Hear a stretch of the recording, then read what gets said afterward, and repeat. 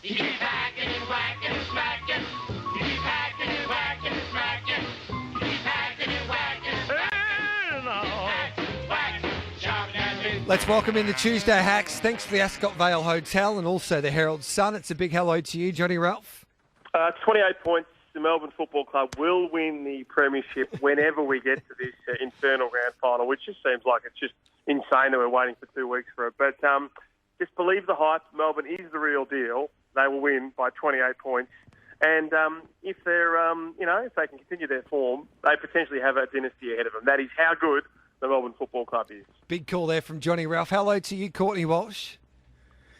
Yeah, good morning, gents. I've got to say, I always love the introduction to your show. Some of the most inspiring moments. Tiger Tara winning the Victoria Cup for minors is a favourite. But I'd love to hear the grand final call in Perth added to it from October onwards. Whoever wins it, the final couple of seconds, is it Melbourne that wins the premiership or is it the Western Bulldogs that win the premiership? And do we have Melbourne Storm surges again? I think it was terrific from the NRL. Well done to the NRL. Congratulations for pushing back that prelim to 4 o'clock, or pushing it a little bit earlier to 4 o'clock so it doesn't clash with the AFL, which common sense won now. I think they were always going to do it eventually once they looked at that and the problems that may occur. And I think it was mainly because the AFL grand final changed on so many occasions. They didn't know where it was going to be, then eventually went to Perth. So I think everybody will be happy now. It's going to be a big day on that Saturday week when we can celebrate racing from around the country, Group 1 action, the NRL playing their preliminary finals, but the Melbourne Storm playing their prelim, and of course the AFL grand final later on in that night. Ralphie, but you say that, do you like the week in between the grand finals? I don't think the AFL had any other choice but to have that 2 week break, because you can't have the doggies in quarantine for a week and Melbourne not, and then the doggies have to play a grand final that Saturday. If it was I think this the Saturday. AFL was really happy to have them out for not only, of course, the grand final and the quasi grand final parade, whatever focus that might be and whatever form it might be. You know, really keen to have them out for the Brown Low. You know, if I was the AFL, I'd say, these guys have been effectively in quarantine. From Tasmania to Brisbane to Adelaide itself. It's ridiculous that they need to serve another week in quarantine. Look, I just think it just slows down the momentum of what is a week that normally has that Brownlow medal on a Sunday or Monday night, and then just reaches fever pitch. I don't think we know whether we should be allowed to analyse the game this far out. It probably takes all the sting out of the old race against time for the hamstrings and the hyperbaric chambers and all those kind of things. But look, I'm sure by next Saturday we'll be at fever pitch again. It just seems like it's a waste of a week. Hopefully it's the only time in history that it occurs, given that, we love the familiar rhythms. We love the tradition of AFL Grand Final week. And look, I'm probably an outrider in saying that the Grand Final is too late. But as soon as you heard last night that, that change had been made to the NRL prelim, you thought to yourself, it's great, because you know what? The day builds. We get a fantastic 4 o'clock occasion. No, we're not having to wait for 7:30 for a game. That's the best thing about Grand Final day. We won't get the barbecues this year, but you get to wait until mid-afternoon and then the day explodes. You don't have to wait until 7:30. I know people will say that, most games are played at night. I just think that the Grand Final is a sacred occasion, and, mid-afternoon at the latest is the best venue and the best time for it. 0416 90 50 52 to join our conversation with the Tuesday Hacks on RSN Central this morning. Let's get stuck into our hero, hoaxes and headline of the week. We'll start off with you, Walshy, and we can kick off with our hero.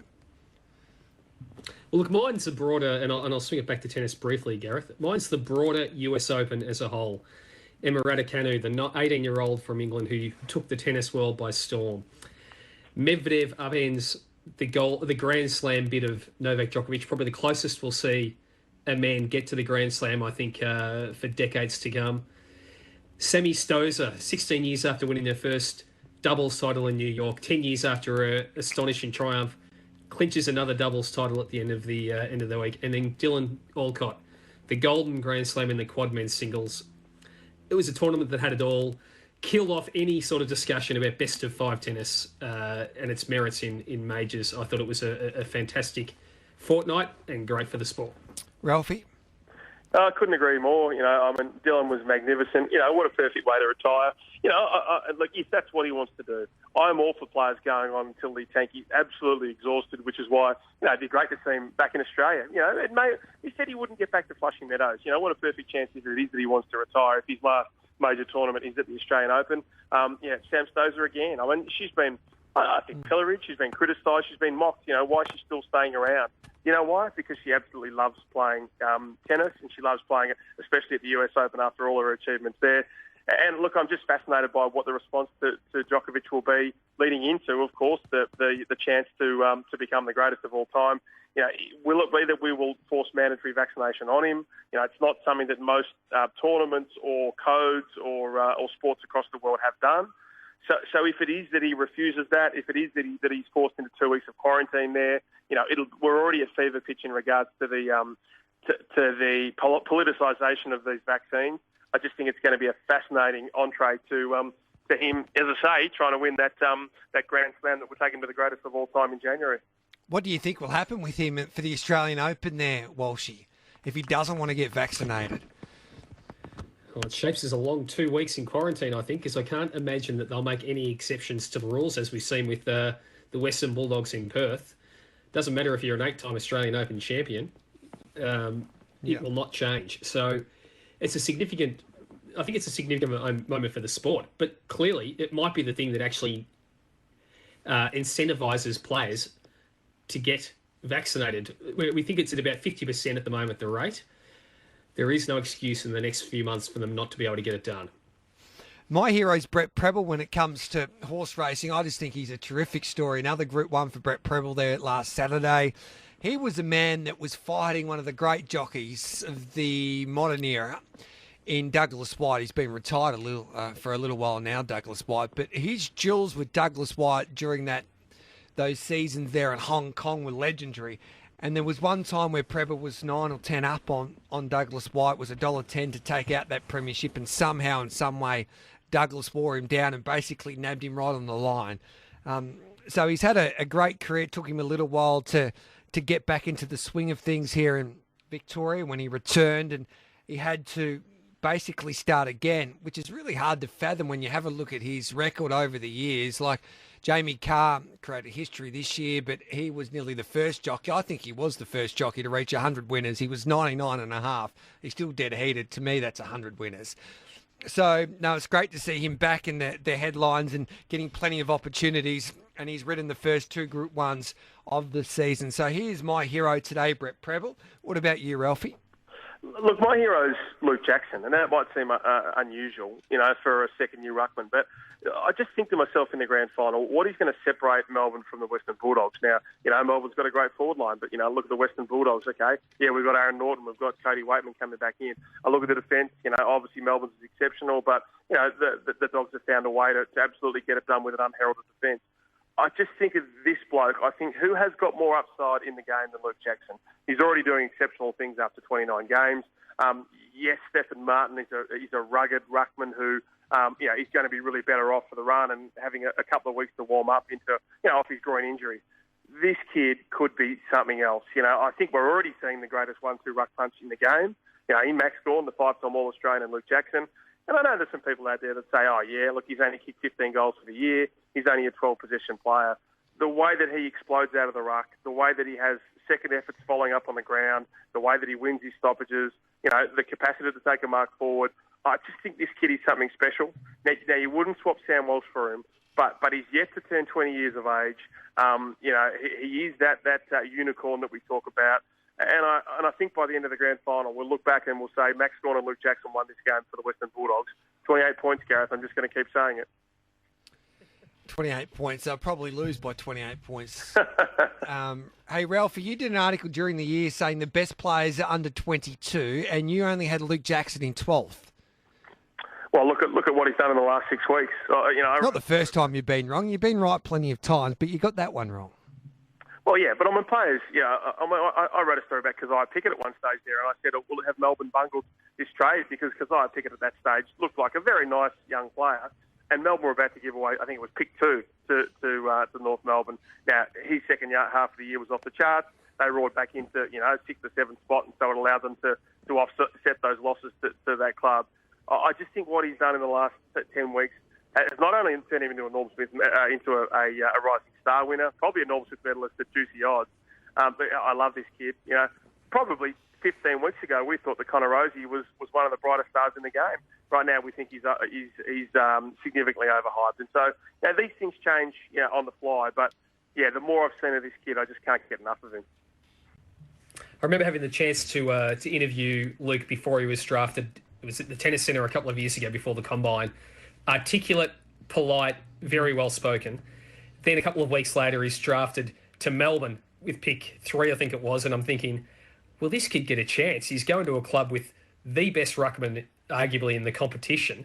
When will his chance come? How does it work for this young man from WA? 2 years later, I think he's one of the brightest stars in the competition, or emerging stars. Chance to win a grand final at home in front of his home fans. It'd be amazing. We'll take a quick break here on RSN Central. This is the Tuesday Hacks on this Tuesday morning with Gareth Hall, Courtney Walsh and Johnny Ralph. 0416 90 50 52 to join our conversation here with the Tuesday Hacks on RSN Central. We're going through our heroes, hoaxes and headlines. Now, for my hoax, lads, I was weighing up a couple of options here, but David Parkett approaching Chris Fagan made me laugh there once I heard that news. So I was just thinking maybe David Parkett, the new coach of the Carlton Football Club, because they couldn't find anyone and they had to go to David Parkett. Or maybe David Parkett has got on the phone and given Sir Alex Ferguson a call, Walshy, to see if he's available to coach the Blues next year.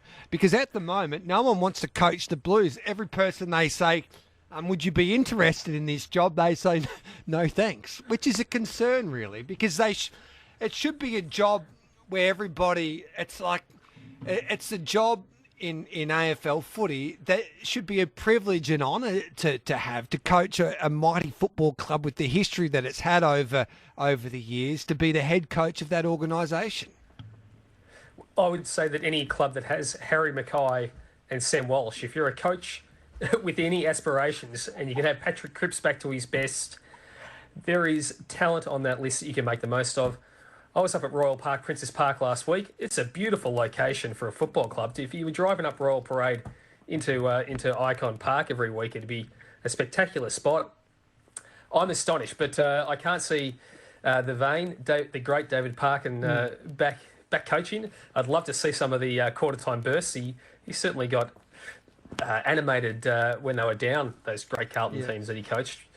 No, I'm astonished. Surely that changes in the next 2 to 3 weeks. We have a coach in place, because there is important business in terms of setting up the club for next year and beyond. It sounds like it's a schmozzle as well, Ralphie, because you've got leagues left, right and centre. Everybody's doing there's a coaching panel that's been established. But correct me if I'm wrong, and you're on top of this story as well. It seems like everybody's just doing their own little jobs to try and work out who they think is the best coach for the job, like approaching people like Chris Fagan and not really telling the others. Gareth, my headline is Ron Barassi will coach Carlton. Because I tell you what, we have linked every other senior coach of any calibre to this football club. Chris Scott, Don Pike, Brad Scott, Alistair Clarkson, Justin Lepich, Michael Voss, you're right. Yeah, I think one of the issues is going to be, the way that leaks work, so many people think that they're sort of deep throat type things where, you put out the flag on your guard and all of a sudden you meet in a dark alleyway. So often it is just someone talks to a mate who talks to a mate, and third hand it gets back to someone. I think one of the real concerns is going to be that, Greg Williams is now in that executive football role there. Greg Williams has got heaps of Carlton mates, and he's going to talk to them because they're all desperate now to get their pound of flesh. What's happening, Greg? And so it just comes out by osmosis. So often not in a malicious way, just in a way because people are just interested in what's happening. That's going to be a real issue for Carlton. What Greg Williams did say, though, on the Carlton's public platforms is that this is a 30 to 45-day process which has different layers. So I'm sure that they'll approach all of the budding young assistants out there, the Adam Kingsleys of the world, the Jamie Grahams. But I think what we saw at St Kilda when Alan Richardson was hired is what's going to happen here. So you go and find out who's interested. You go to the Choco Williamses of the world, and then at the end, as happened with Richo, you may well parachute in the figure that you wanted all along. The figure that didn't want to be involved in, psychological testing and 15 different PowerPoint presentations. And so it might well be that they say, okay, Adam Kingsley was really impressive, but we know that Ross Lyon is going to be a better coach than Adam Kingsley. And so we say to Ross, okay, the board's going to come to your house, present to us one time, and it may well be that someone who hasn't been seen to be part of that process, like a Clarko, like a Ross Lyon, maybe like a Michael Voss, rolls in late and just snaffles this job. It is a fantastic job. Like any club that sacks their senior coach has got issues, whether it's personnel, whether it's stability, whether it's the list's no good, whether the salary cap's tight. This is an absolutely prime job, yes, with some issues there. But if Brian Cook is your CEO, he's going to solve those issues about leaks. He's going to solve those issues about, stability of the board. He's an absolute superstar of the game. And so if you knew Brian Cook was going to be your CEO, I just can't see a reason why you would knock back this job. Walshy, what about you? Do you have a hoax for us? Yeah, I'm calling hoax on myself. I'm throwing myself under the bus here, Gareth and John. I thought Ben Brown was probably past it. I have a keen eye on the Kangaroos. He was injured last year, but I thought teams had figured him out. I thought they'd sort of found a way to bump him off the line when he was leading for the football. But the way he's played in the last 6-7 weeks since his return, after overcoming those injuries, finding the slot in that Melbourne forward line, I think he's been crucial to the Demons' push towards the grand final. I think he's kicked something like 12 goals in the last 7 weeks, 22 goals for the season from 12 games. A very, very valuable recruit for Melbourne, and congratulations to him. It's good to see someone bounce back from the adversity of last year. Yeah, well said. Do you have a headline for us as well, Walshy? The Bont goes bang. What, Brownlow Brownlow medal into a premiership captain. Can he do it? Norm Smith. And the Norm Smith. Yeah. He clearly he was able to overcome that little knee hindrance. The Bulldogs were dominant against Port Adelaide, which was, I've got to say, I got that one wrong as well. I didn't see that one coming. I think he's clearly the standout player through the season. I'll be surprised if he doesn't win the Brownlow medal. Can he captain the Bulldogs to a second flag in 5 years? Very possible. And he's the type of player who, if he's on grand final day, Norm Smith could well be going his way. I think I'm nearly with you there, Walshy. I like that headline. What about your hoax now, Ralph? You gave us a headline, but a hoax I need now. The hoax is Port Adelaide. It's territory that's been well trod. But look, I just, I'm quite clearly it's a mental issue. Call it a choke or whatever it might be. But there were no excuses for them not to do what they did. Look, I just wonder whether they've missed the window to a certain degree. Robbie Gray, 34 in round one. Travis Spoke, 33. He's probably got maybe one very good year left in him. Charlie Dixon, 31 next year. Is he going to be past his peak? I've thrown up the Herald Sun for today's Moneyball column. I just wonder whether Tom Mitchell's the bloke that comes into that football club. I know they're talking about Jordan Dawson, but I just wonder whether, he's about the only landing spot that actually makes sense to potentially secure pick 16 for Hawthorn so they can add to their rebuild and get 4 picks within 25. But, they probably don't need a Jordan Dawson. They need a Tom Mitchell type who can add 5 tackles, 10 clearances on his best day, 100 clearances across the season, and can actually farm the ball out to the Connor Rosies and Zach Butters and the Xavier Dersmers and all of those blokes who are very nice, flashy forwards and can play some midfield, but probably are better on the open field. I just think that, you probably, if Tom Mitchell's available, they at least should kick his tyres to see whether he's prepared to come west of the border. How long do you think that you can be up? Geelong have proven this over a journey as well, but you can be up and be knocking on the door like the Cats and the Power have been for the last couple of years, or for the Cats for the last decade or so, but then just completely, just miss out. So how long can you continue to do that before falling back down the ladder? Because it's not only the situation where you've got players that are getting older, like the Geelong situation at the moment, but it's also the fact that the Cats, and we saw Richmond struggle with this year, is that the Cats keep going deep into September, which means they're having shorter pre-seasons all of the time.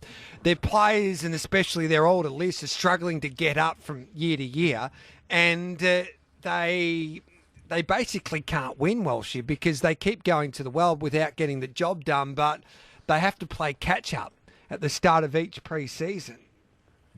I don't have any doubt that had an impact on both Richmond and Geelong this year, and Port Adelaide clearly went deep with senior mature players. It's very hard to recover, and the last 18 months, I think, has been exceptionally difficult for a lot of football clubs, but those that went deep. The one caveat, I suppose, this year around is that because the finals are forward a week, the season's forward a week, they're finished by effectively the second weekend of September. They will have a far longer lead in next year. So you're hoping that you're not seeing Tom Hawkins back until January. You're hoping that if Joel Selwood is to play, that he can get freshened right up and play 12, 15 games. I wouldn't rule them out completely in terms of making another deep run next year, because I think they've just got so much talent there. But you also need to balance, when do you bring the younger players in? When do you start trusting those younger players who are still very good players but can't dislodge the greats? It's very hard to dislodge an incumbent if you're a superstar in the middle of the ground. So that those sort of decisions have to be made, I think, for Geelong. For Port Adelaide, it's an interesting one with Tom Mitchell. We know that he's got a business with Aaron Phillips, who's based over there. He's clearly had a good relationship with Sean Burgoyne, who's going back to Port Adelaide. Be fascinating fit, I think, Ralphie. Yeah, you're right too about the transition from older players to younger players. I've never met a coach who hasn't played the player who might be 5% better, even if he's 5 years older, if he thinks it's going to help him play a game. And so maybe that's the thing. Jay Clark reported in today's Herald Sun that tough decisions with Sean Higgins and Luke Dalhouse, who both have a year left on their contract. If they're around next year, Chris Scott's going to play him. He almost needs to force himself to say, okay, guys, it might well be that we give them 60% of their contract. But we showed to the likes of Nathan Kruger with the Lockie Henderson selection. We showed it Jordan Clark with the with the jettisoning of players like Sean Higgins. Not only do we want to play you, we have to play you, because otherwise those players will say, look, you promised me that 12 months ago. Nothing's changed. I am out of here. And if that's the case, yes, they might compete again next year, but at some stage they will fall off a cliff because they just won't have enough players under 25. A few SMSs coming through before we wrap up the Tuesday Hacks on this Tuesday. Hi, as a Pie supporter, could they trade Darcy Moore to the Giants for draft picks, as the Giants need another defender? Ralphie, that won't be happening, because I think Darcy Moore's nearly the most important player for that football club. No, he's a superstar. They will try and get inventive and try and bring in, maybe those sort of late picks that they want to try and create a few sort of Nick Hind, Peter Wright scenarios, and that's really hard. It's hard to find players who are cheap and you can secure with late picks and actually come in and make an impact. But, I know there's some people have knocked young Nick Dacos. Does he just win cheap kicks? The recruiters I've spoke to think that he's absolutely a complete player. And what they're going to see next year is the bounce from the likes of Finn McRae and Ollie Henry and guys who we just saw little glimpses of a second pre-season. Some of those blokes, not all of them, but some of those blokes are absolutely ready to pop. Is it responsible or an example to our youth slamming and smashing your tennis racket into the court by one of our greatest tennis players of all time, and Djokovic? Looked unsportsmanlike and childish, bratish to me. That's from Ando from Ballarat. Well, hello, Ando. he's been like that throughout his career. Poor old Novak. It's certainly, the timing of it was early in the second set, and it was a time where in the previous 4 matches, Gareth, he'd always been able to reset after dropping the first set, get ahead in the second, and then run away with the matches. Against Medvedev, he had his chances, couldn't. The frustration clearly got to him. I think it's a bad look. I always have thought it's a bad look, but I also know that a lot of players do it. Kyrgios gets criticised relentlessly for it, but he's far from alone. Novak's right up there when he loses his temper, but I do think it's a bad look. But having said that, as a kid, I reckon I busted about 16 rackets playing around the bush, so I shouldn't speak. Rob wants to know, when was the last time a player won a Brownlow and Premiership in the same year? Would have been Dusty Martin 3 years ago, wouldn't it, Welshie? Yes, remember the first year the Tigers Monday won the flag. Yep. 27. Yeah, and also we've seen so often that Tony Shaw dines out, and why wouldn't you? In 1990, Premiership drought broken, Norm Smith, best and fairest Premiership captain, and so all those things available apart from the Premiership drought to Marcus Bontempelli. Good on you, lads. Thanks for that. We'll catch up with you next week. Thanks, Eve. Absolute pleasure. Good luck with beer and Skittles.